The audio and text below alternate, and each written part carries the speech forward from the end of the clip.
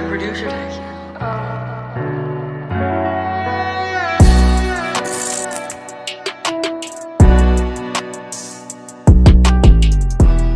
Bahas Tuban Rano Wise.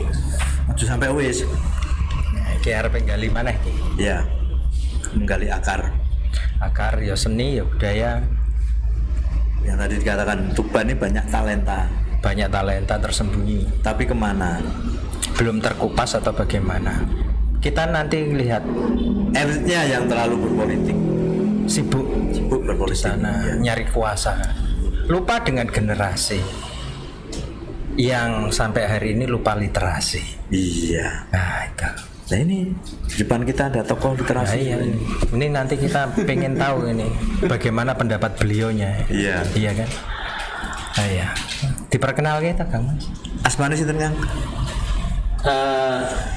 Nama lengkapnya itu Bambang Prijotomo, tapi sering dipanggil Bambang PH untuk membedakan Bambang-Bambang yang lain. Iya. Karena saya khawatir ada paguyuban Bambang Indonesia. Oh iya. Kok khawatir panggilan? Enggak, maksudnya enggak masuk gitu. Oh gitu. Iya.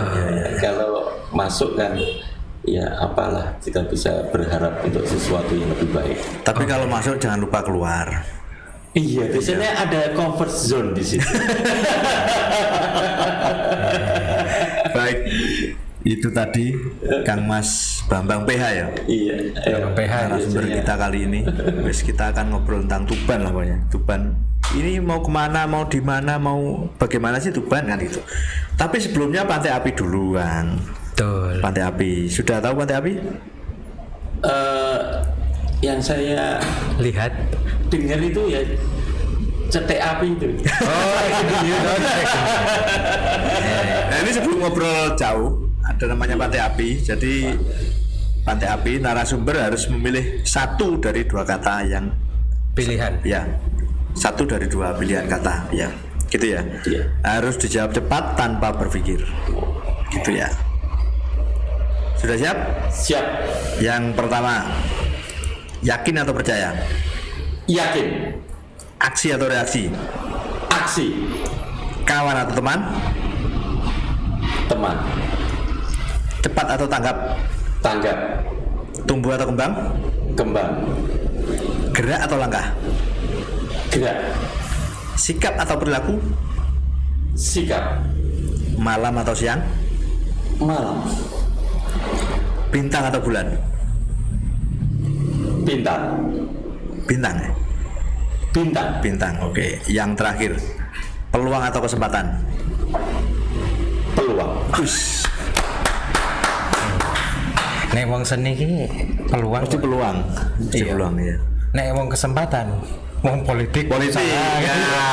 Kalau politik kesempatan. Kesempatan. Iya, mumpung ada kesempatan. Mumpung ada kesempatan. Kalau enggak ya dibikin kesempatannya. Iya. Bikin kesempatan. Malam berarti suka merenung ya Kang? Iya, Mas? malam. Lingsir wengi bagi saya ada sesuatu yang senyap tapi bisa menimbulkan sesuatu kejernihan. Oh, oke. Apakah jernih terlalu miliknya sang malam? Miliknya sang malam. Kenapa? Ya karena itu kan secara pakem atau rotasi atau sunatullah bahwa malam itu kebanyakan bagi pelaku-pelaku ya kebudayaan, seniman atau pemikir yang bisa diakui biasanya malam hari itu merupakan malam keheningan untuk berpikir yang lebih jernih. Berarti ada budaya di Tuban. Di KM5, tahu kan istilah KM5? Belum saya. KM5 itu ya kelenteng ke barat, Oh iya, di kanan oke. kiri. Oh. Itu kan dunia malam, itu kan malam kan Iya, sebenarnya dia. betul. Hidupnya kan malam. Apakah di situ juga ada kejernihan gitu loh? Kalau tadi kejernihan sang malam. Ya kalau saya melihat itu kan bagian dari apa ya, menikmati malam di garis pantai itu. Tapi kalau kita kembali ke sesuatu yang lebih jernih, kita harusnya menjauhi tempat-tempat seperti itu. Tapi kalau hanya nongkrong atau ngobrol sharing-sharing, tidak sesuatu yang sangat mengganggu. Berarti itu keramaian malam ya. Keramaian malam beda dengan Keheningan malam. keheningan malam. Iya. Seorang bujangga biasanya kan nggak lepas dari sesuatu yang sunyi. Dia nggak perlu ramai. Ya. Kalau sekarang ya mungkin ditemani secangkir kopi dan ngudut. Oh, Tuban ini gimana kan menurut sampean? Iya, kalau saya melihat dulu waktu saya masih SD atau SMP, saya pernah mendengar, dan waktu itu memang kondisinya belum seperti sekarang ini ya. Segala sesuatunya bisa diikuti melalui dunia teknologi IT atau smartphone-nya, medsos ya, segala sesuatu. Saya dulu mendengar teater kristal itu sangat luar biasa, tapi saya memang waktu itu belum begitu kenal dan belum bisa berkumpul di komunitas itu. Tapi saya setelah mendengar teater kristal banyak kiprah untuk mewarnai Tuban, karena beliau di komunitas itu berbicara tentang banyak hal sih, tentang teater, tentang musik, tentang puisi, bahkan budaya dan perupa-perupa atau seniman-seniman yang sekarang sudah mungkin eksplornya sudah nggak di Kabupaten Tuban. Oke, saya Kang Mas. Iki mau ceritanya kan perubahan Tuban toh. Iya. Iki kok ono kristal iki mau Iya. orang nyambung aku sih. Teater kristal. Teater kristal. Teater kristal itu kan kalau nggak salah ada salah satu yang saya kenal itu Cak Fahmi. Di Jalan Pemuda itu. Cakmi. Iya. Oke. Mungkin juga ada Pak Joko Wahyono ya, yang sekarang Pak Joko. Joko Wahono ada. ya, yang di Kating. Joko Wahono. Iya, itu yang pernah saya dengar. Mungkin yang lain karena saya nggak masuk ke komunitas. Dan sekarang kalau sudah ada perkembangan kayak gini, Tuban seperti apa? Katakanlah tadi soal Degradasi. Sito, iki takon karo kacamata Yang dulu ya. Iya. Yang dulu. Sebenarnya untuk perspektif atau mindset yang saya miliki, mungkin saya merasakan sebagai orang Tuban atau orang Tuban bahwa masih banyak sesuatu yang sifatnya masih ngepop ya, budaya ngepop itu atau bermusik gitu ya. Tapi yang kayaknya lebih dalam biasanya berbicara tentang peradaban itu kan nggak lepas dari seni dan sastra. Kalau saya mengatakan seperti itu, sehingga perlu ada kajian-kajian atau beda-beda buku atau kolaborasi lah antara para seniman dan budayawan. Nah, menurut jenengan Kang Mas, harusnya seperti apa ini biar Tuban ini berperadaban begitu, atau mendekati lah setidaknya? Ya, kalau bicara peradaban itu variabelnya terlalu banyak. Ya, artinya begini. Dimulai dari mana? Dimulai dari ini. Sekarang kan tantangannya, terutama saya yang sudah generasinya bukan generasi yang pada saat ini yang milenial atau generasi Z. Itu justru mendambakan mengajak generasi mereka, generasi Z, komunitas mereka untuk ya satu wahana atau satu komunitas untuk berbicara bareng tentang Tuban. Itu kan saya menganggap ada sesuatu yang memang sengaja yang harus digali, sesuatu yang sembunyi lah. Jadi akar itu belum begitu tumbuh kalau memang nggak ada sesuatu tokoh atau ketokohannya untuk mengangkat atau menggali kembali akarnya Tuban, menyirami, menyemai dan sebagainya. Itu berangkat dari ini. Kalau saya melihat Tuban itu sejarahnya sangat luar biasa. Dan sekarang minim tokoh juga. Iya, karena bagaimanapun Tuban juga ada tokoh-tokoh keempuan tentang Tosan Aji atau mungkin di bukunya Pak Pram Titik Balik itu kan membicarakan tentang sesuatu, Kilas balik. tentang sesuatu yang banyak hal tentang novel itu, tentang Ya, Kilas Bali ya. itu, tentang Tuban, tentang Rawulawe, tentang pelabuhan dan sebagainya. Yang saya baca sekitar Merkawang, Meliwang situ Iya. itu juga ada di Kilas Bali. Itu Terus Kelapa, itu terkait dengan Tuban, Tuban. Dia membaca Tuban. terkait modernisasi pada waktu itu atau Bukan modernisasi, ya dia istilahnya apa ya? Dia membaca Tuban. Tuban itu seperti ini, mendeskripsikan, Oke. mendeskripsikan Tuban. Waktu itu Tuban itu seperti itu. oke. Kalau ngomong Kelapa berarti kan di sekitar sini, Pantai Kelapa berarti kan ini, Iya. pelabuhan, dekat pelabuhan kayak gitu. Kalau jenengan melihatnya atau setuju enggak dengan kata Tuban degradasi loh manusianya gitu pripun? Enggak Sebenarnya secara umum itu ada polarisasi ya, karena daerah pantai dengan daerah tengah dengan daerah selatan itu beda. dalam arti mindset, pola pikir atau karakter itu berbeda. Beda. Jadi artinya kalau kita kumpul atau ada sesuatu momentum yang sifatnya tentang pembicaraan tentang sastra, terutama sastra, saya menganggap bahwa sastra itu membuka cakrawala kita untuk melihat masa lalu dan masa depan. Sebenarnya sangat-sangat dan negara-negara maju sudah menunjukkan tentang itu, bahwa negara maju ya nggak lepas dari sesuatu yang sifatnya peradaban tentang sastra dan seni. Dan Arab juga berkembang karena sastranya. Karena sastranya. Karena India sastranya. juga. Iya. India bagus. India. Terus gimana Tuban ini? Ya, kita awali dengan komunitas itu untuk ini ya. Kita nggak usah bicara tentang birokrasi dulu. Oh iya ya, jauh. Kalau ngomong birokrasi mati. Kita lepas dulu. Mati birokrasi itu Ya, mati. secara kemandirian teman-teman sebenarnya banyak komunitas di Tuban. Sebenarnya kalau saya menyinggung, saya banyak ikut telah belajar sinau bareng dengan adanya Jimat Janatul Ma'iyah Tuban. Di situ konsepnya sangat bagus. Nggak ada guru, nggak ada murid. Artinya kita egaliter sama. Egaliter. Kita sama-sama duduk bareng membicarakan tentang tema apa dan kita sharingkan. Jimat. Kita bisa berdoa bersolat bareng-bareng. Jimat itu adalah singkatan dari Janatul Ma'iyah Tuban. Ma'iyah, Ma'iyah. Pada kata-kata Ma'iyah apa hubungannya dengan Ma'iyah? Cak Nun. Cak Nun. Artinya kalau saya pribadi bahwa bicara tentang Banu, bicara tentang padang bulan, Ya. itu saya ibaratkan sebagai sumur. Tergantung saya menimba pakai siwur atau pakai timba.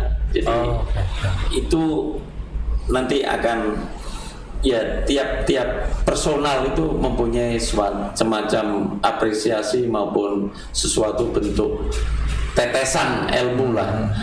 Kalau saya sementara mempunyai pemikiran mindset dan saya lakukan seperti itu. Berarti ada sedikit banyak belajar dari sana itu ya. Iya, Iya, itu. karena di peradaban zaman-zaman lampau kan nggak lepas dari seorang ketokohan, Betul. seorang bujangga, seorang intelektual, Budayawan. Iya, artinya sebagai role kan, sebagai tokoh. Nah itu bisa menginspirasi banyak orang. Oke. Itu kalau orang-orang dulu memang ini ya apa namanya sumber peradaban ya dari mata air katakanlah. Mata air. Sumbernya dari mata air. Itu kan kita harus menimba dulu. Kalau sekarang kan filosofinya sudah terbalik. Ya kita nunggu air dari atas, tidak menimba gitu. Sudah enak gitu loh. Generasi sekarang itu sudah enak, tahu enaknya aja. Jadi tidak tahu. Sekarang sahnya sudah pakai listrik, sudah gampang gitu.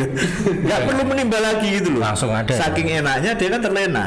Dia tidak kenal akarnya itu seperti apa gitu. Itu anak-anak zaman sekarang. Terlebih yang sekarang lagi marah ini kemarin pas tahun baru gangster di Tuban. Ini apa gitu loh. Ini peradaban macam apa gitu loh. Mereka sampai muncul gangsternya. Dia merusak warung, geruduk di minimarket. Ini kan ya degradasi tadi. Ya moralitas. Moralitas.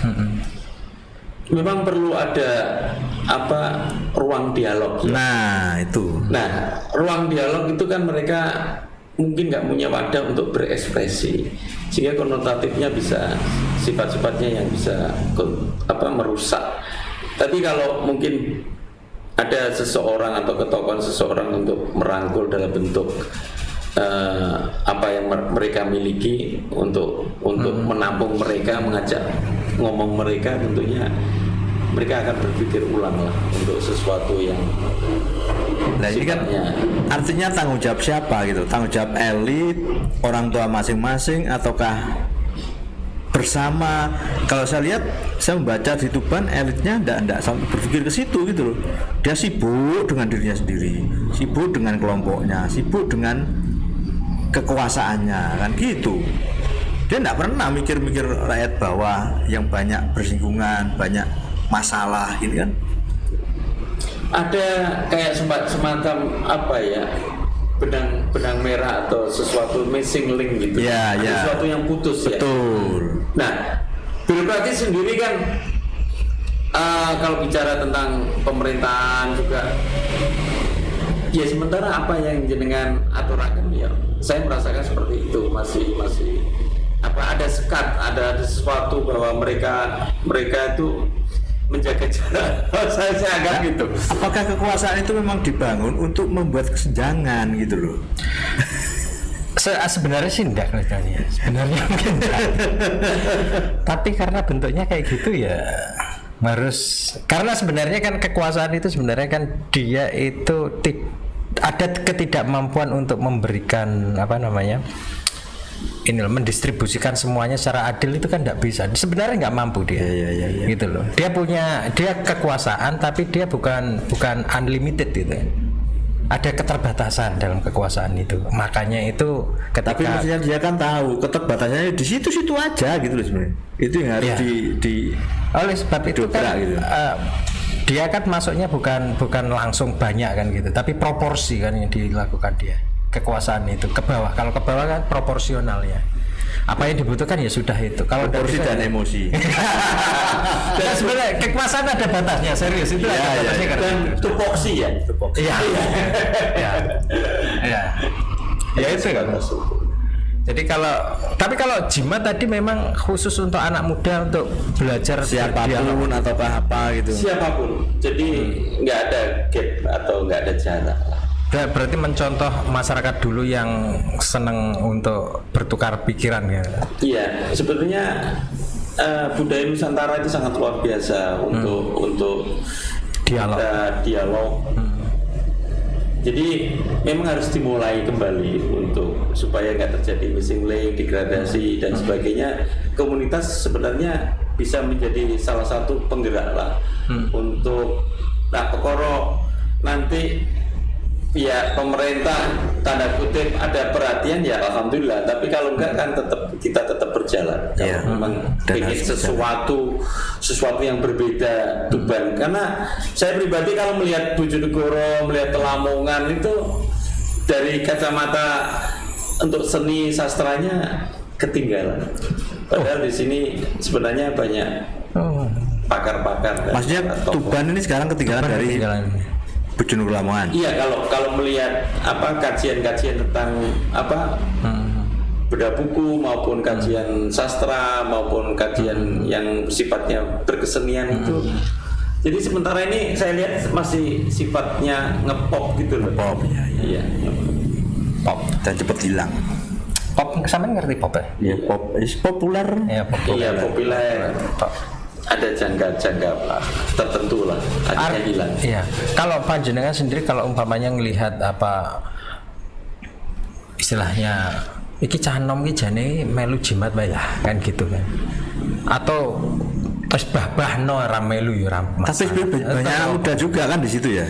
Banyak anak muda sebenarnya. Banyak. Kalau saya ada agenda terutama jimatnya itu tiap bulan kan mesti ada tema, ada gitu. Ada sesuatu yang dibahas gitu. Yang dibahas. Dan kebetulan kalau saya melihat mungkin moderatornya juga mereka yang milenial. Oke. Kadang-kadang bikin prolognya juga milenial. Kita sebagai orang tua juga pengen belajar lagi. Belajar lagi karena the long love education itu belajar kan tidak pernah selesai. Betul. Kalau artinya berarti di sana lebih ke kajian-kajian kayak filsafat begitu atau? Enggak, bebas. Oh, bebas. Iya. Terutama yang asik kalau sudah acara setelah jam 12 malam selesai, kita ngobrol bebas. Malah itu yang jadi titik jernihan tadi. Jernihan tadi. Ya, ilmu biasanya turun menjelang lingsir-lingsir gitu. Nggak tahu setetes dua tetes kita. Semakin banyak atau semakin sedikit ya, Kak Mas? Apa? Pengikut, bukan pengikut, bukan follower, yang mengikuti kajian. Yang saya sempat pahami ya, itu sejak adanya jimat itu simpulnya hampir 17 simpul. Kalau saya bicara tentang ada imset yang ngurusi tentang sampah di Palang, ada gubuk sinau di Galang, di Widang, ada yang khusus mungkin tentang apa ya, semacam ngaji gitu, tapi rutin juga itu di ngaji. Ya, dalam artian itu ada sesuatu yang memang di Ma'iyan itu ada urutan beberapa doa atau beberapa itu yang diamalkan. Oke. Jadi memang kita menyadari bahwa bukan dari santri, dari pondok, tapi kita juga ya ingin belajar terus lah untuk menjadi orang yang baik dan bisa bermanfaat. Ini apa perpaduan Jawa dan Islam gitu kan? Kayaknya perspektifnya lebih luas lah, dalam arti bukan karena, tapi Nusantara itu kan memang perpaduan dari itu. Oke. Tapi ini kan bukan persoalan agama sebenarnya. Bukan persoalan agama. Iya. Justru agama itu ditangkap dari kacamata lain supaya hal ini mudah bisa diamalkan atau bisa dipahami oleh masyarakat yang memang nggak mengenal tentang mungkin dunia santri. Jenengan ini nggak pondok berarti, bukan orang pondok. Saya ini orangnya dalam arti bukan alumni pondok, bukan santri ya, bukan santri dan nggak pernah nyantri. Tapi bacaannya kan harus santri ya. Iya, ini belajar. Artinya dampak, mungkin salah satunya dampak dari outputnya Ma'iyah ya. Iya. Karena mereka juga ada yang santri. Iya. Tapi di situ nggak ada melulu santri sebenarnya. Bukan. Tapi orang umum. Pandangan panjenengan lo ya, atau pernah melihat ada nggak santri belajar ateis? Ada nggak? Itu proses ya. Proses. Ada yang mengatakan bahwa saya sebelum mengenal agama itu ateis memang. Iya, itu kan gentle ya, mengakui bahwa saya itu ateis. Bahkan bayi lahir itu kan belum beragama. Bayi baru lahir belum beragama. Kapan beragama? Sejak ada KTP. Iya. Bayi lahir tuh. Apa dia mengenal agama? Kira-kira begitu. Dia memperkenalkan agama pada dia, orang tuanya. Oke. Memang yang paling repot itu kan dunia sekarang, kita dunia mengklaim itu atau suwe-suwe diklaim prake. Iya toh? Itu dunia politik biasanya. Politik kok kan. Masalah politik saya harus sendiri. Ngomong politik harus ke sana. Iya.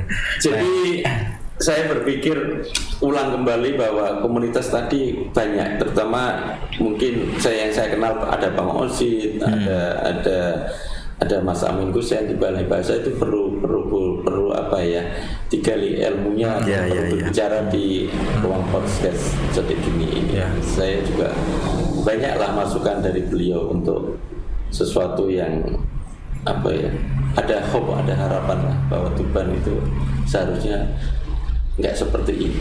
Nah, Aku aslinya pengen spesifik ngono ya. Kalau nggak seperti ini, seperti apa? Gitu. Ya. Maunya seperti apa? Nanti kita bantu bareng-bareng gitu loh. Kita berpikir bareng-bareng.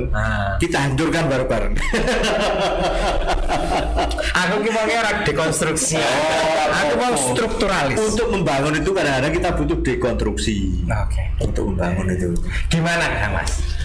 Sebenarnya seperti apa? Ya, mestinya seperti apa? Sesuatu kan mesti ada hulu dan hilir. Nah, ya. Jadi ada progres lah. Jadi pemerintah atau pihak yang mempunyai kekuasaan, diperhatikanlah supaya ada ada kolaborasi input atau sesuatu yang sifatnya positif untuk komunitas ini disupport. Bukan kita minta sesuatu, iya bukan. Cuma keberadaan mereka juga diakui lah. Jadi kalau ada event tertentu ya beliau boleh minimal didekati. Iya, Oke. iya. Ada etikat itu Katakanlah, undang mereka. kalau komunitas ini komunitas rakyat kan sebenarnya. Iya, untuk berkesenian kan berangkatnya dari sana. Nah, sedangkan kekuasaan itu kan sekelompok kecil sebenarnya. Iya nggak? Betul. Kekuasaan itu kan ya pemerintah itu kan. Iya. Sebenarnya sekelompok kecil. Kalau kita ini ya, kita analogikan komunitas rakyat, masa minta diakui yang lebih kecil gitu loh. Oh iya. Nggak perlu. Memang nggak perlu. Harus Nggak perlu mandiri. kita nggak perlu meminta pengakuan dari hal yang lebih kecil. Pemerintah itu kan lebih kecil dari rakyat. Kekuasaan itu lebih kecil dari rakyat. Kita nggak perlu diakui oleh pemerintah. Karena mereka kita lebih besar. Dan mereka lahir dari kita juga. Iya. Ya secara esensial seperti itu. Iya. Ya, secara esensial.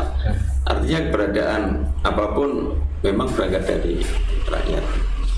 Artinya kalau saya bicara ada salah satu buku yang sangat menarik ya, karya dari Mbak Hanung. Sebenarnya karangan ini lama juga. Mungkin sebelum tahun 90-an lah. Indonesia bagian dari desa saya. Oh itu. Ya betul. Justru ada pemikiran-pemikiran yang penting sekarang harus bergiat untuk sedekah kepada Indonesia. Nah kalau di Tuban Punya ya, hutang ya ya. kita bersedekah kepada Tuban. Kekuasaan. jangan kekuasaan. Jangan kekuasaan. Artinya dengan banyak talenta tadi, banyak sesuatu yang positif bisa kita sumbangkan, kita warnai. Nggak tahu lah, dalam arti bukan nominal, tapi pemikiran Nilainya. itu yang penting supaya garis itu atau link itu, benang itu nggak putus. Nah, kalau saya membaca tadi kan dengan ini ya, hulu dan hilir. Ya, Ini kan mestinya harus nyambung. Tapi ternyata kan tidak begitu. Seperti sungai hulu dan hilir. Di tengah-tengah itu dipotong, Pak. Potongannya di mana? Di bendung. Sudah dibendung, dibikin sudetan, dialirkan ke sungai kecil yang lain, anak sungai. Nggak nyambung, Pak. Sama halnya kekuasaan dengan rakyat. Nggak sudetannya nih. Birokrasi, Pak. Birokrasi, Pak. Artinya birokrasinya kan yang nggak mandiri toh Kang Mas. Yo, bangsat sidik lah, weh. Aku terkejut. Tahu bilang. Mereka tidak pernah berpikir rakyat ini seperti apa. Tidak pernah. Maunya pajak upeti. Ini kan ya dari dulu kita ini kan kemunduran sebenarnya, bukan kemajuan. Majunya hanya pajaknya secara kualitas lebih besar gitu aja. Padahal secara nilai ya kita ini mundur. Lah utangnya lu gede ya iki. Makanya itu Iya, hati-hati lo ya. kita ini tidak pernah merasakan enaknya hutang, Ya. tapi kebebanan hutang. Iya, nggak pernah kita merasakan utang itu. Serius nggak pernah. Iya. menginjak usia saya yang ya 50 lebih lah, mau 57 ini. Saya itu kalau diparingi umur panjang, pengen melihat lah nanti Tuban ya. oposisi dikatakan. Tuban juga bisa merasakan nggak apa yang dikatakan Indonesia Emas 2045 itu sebenarnya kan konsep atau batas yang sebenarnya menjadi harapan semua orang ya. Terlalu bombastis kayak Indonesia Emas itu agak. Aku lebih ke Sauserian atau Roland Barthes. Mitos. Oh. Bahasa mitos. Tercapai cuman ya itu tadi degradasi itu selalu mengikuti gitu loh. Ya. Emasnya barangkali tidak berapa karat gitu, emas KW. Tapi kalau 2045 Kang Mas Bambang pengennya seperti apa ya? Mumpung di tahun baru ini. Iya. Memang dengan tahun baru 2024 itu sebenarnya event tiap tahunan itu kan event yang penuh hope, harapan ya. Yeah. Harapan selain tantangan. Tapi sebenarnya manusia hidup itu harus seperti itu, harus ada harapan. Artinya mungkin nggak sampai 100% kita dapat 50 per 1 kan ya, alhamdulillah. Itu saham berarti 51. Karena kita sendiri hidup itu besok mau atau dapat apa kita nggak ngerti ya. Paling hanya hitam di atas putih, kita punya rencana, punya apa. Kita mau tidur aja jam berapa, lebih berapa detik kita nggak ngerti. Nah itu artinya bahwa ada sesuatu yang sebenarnya di luar kemampuan kita, itu ada sesuatu yang lebih maha yang bekerja nggak pernah selesai. Tuhan Yang Maha Esa, Allah Subhanahu Wa Taala, kalau saya menyebut. Masa Tuhan bekerja? Ya artinya kita bisa bertemu seperti ini nggak ada rencana loh.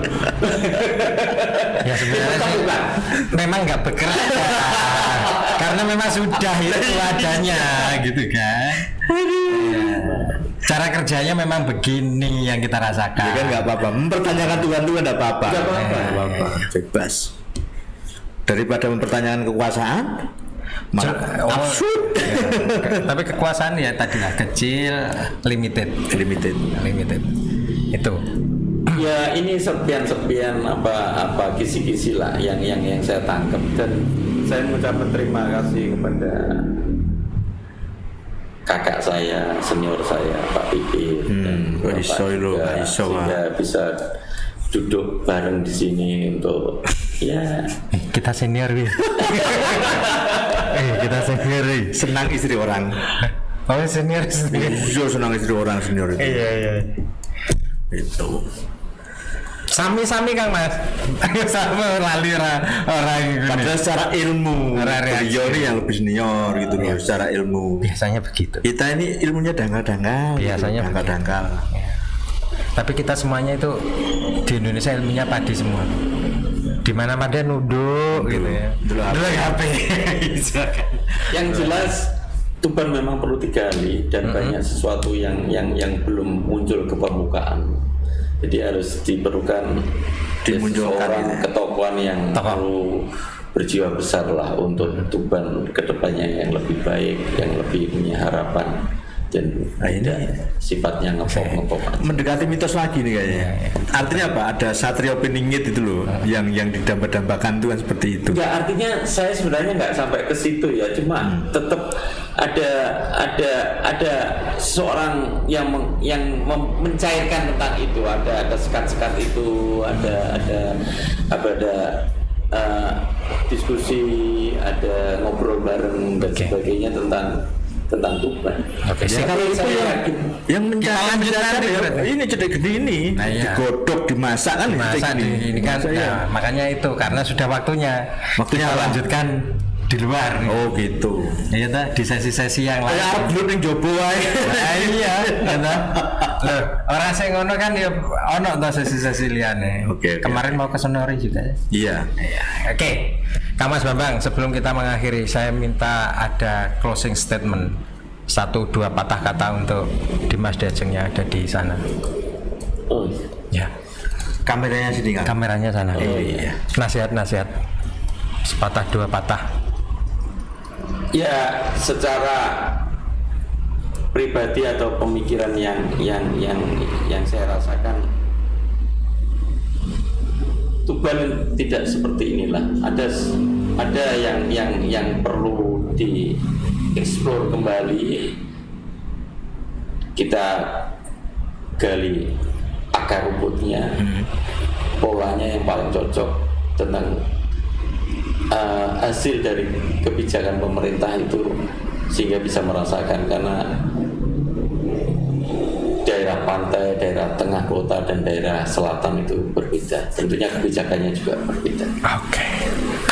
Perlu keputusan yang adil. Oke. Karena diprioritaskan ada utara, selatan, tengah ya. Adil itu juga mitos. Oh. Oke. Dimas Diajeng demikian ya. Pokoknya kita lanjut ngobrol-ngobrol kita bersama dengan narasumber yang ciamik, seni, budaya, politik, hankam, pertahanan, keamanan, ekonomi, pendidikan dan lain sebagainya, semuanya hanya di podcast Cedek Geni Open Your Mind. Sampai jumpa lagi.